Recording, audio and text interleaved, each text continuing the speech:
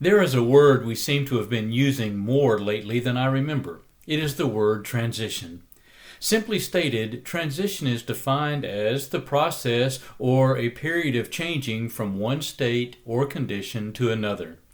That sounds neutral and harmless enough, but transitions are messy. People and things are displaced, moving to temporary places, perhaps with boxes piled around, waiting to find new locations for their contents. Transitions that disrupt our physical environment can be a pain. However, we usually have a sense of what the end game will be. But what about transitions that are more ambiguous, such as those in our life and relationships? There are fewer concrete physical cues to signal that a transition is starting or ending. We often don't know how things will look on the other side of it. We're jumping without knowing where, when, or how we'll land, or if we'll land at all. That makes these types of transitions not only messy, but also kind of hard and scary. Think about the transitions you've been through with your partner. Dating to engagement to marriage, having children, changing jobs, moving to a new city, sending the kids off to college, retiring. These are all big changes to navigate as an individual. Throw in the nuanced dynamics of your own couple relationship, and you've got a lot of moving parts to recalibrate in hopes of coming out in one piece.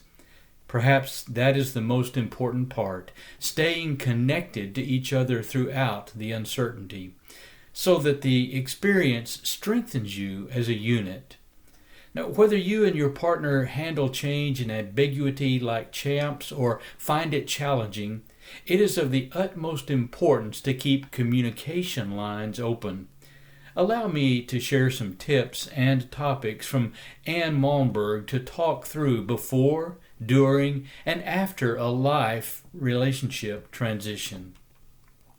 Before the transition, you can't always prepare for it. But in the event you can, take the opportunity to get yourself on the same page before you move into the transition itself. What are your emotions leading up to the transition? Yours and your partner's. What are you worried, nervous, or anxious about? What are you excited about? What opportunities might come with this change? What expectations do you have for each other, and are they realistic? In what ways do you think you'll need your partner's support, and vice versa? What do you each envision as the end game for this transition? During the transition, make sure you check in with each other often. Acknowledge your feelings. You both may be experiencing a wide range of emotions as one chapter of your life closes and you move toward a new one. Lean on each other and remember you're on the same team. So ask yourself, how are things going? How are you feeling? What do you feel good about, and what are the sources of stress or conflict? Have you been meeting each other's expectations? Do you need to make any adjustments? Have there been any surprises?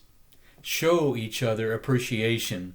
Chances are that neither of you have been perfect up to this point, and that's okay, perhaps even to be expected. But hopefully you've both been making an effort. Don't let that go unnoticed. And has your vision of an ideal endgame changed? After the transition, actually it might be difficult to tell whether a transition is over because sometimes there is no tangible end. But eventually you may find yourselves at a point where things start to feel a little less chaotic and a little more routine. Perhaps what we have labeled as the new normal.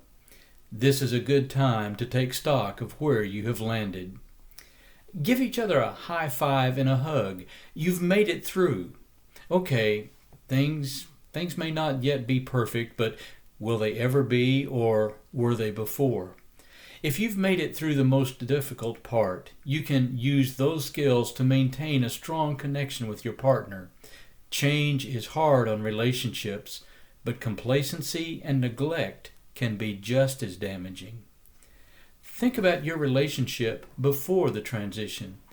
In what ways has it changed, and how are you stronger as a couple? Have you learned anything new about each other?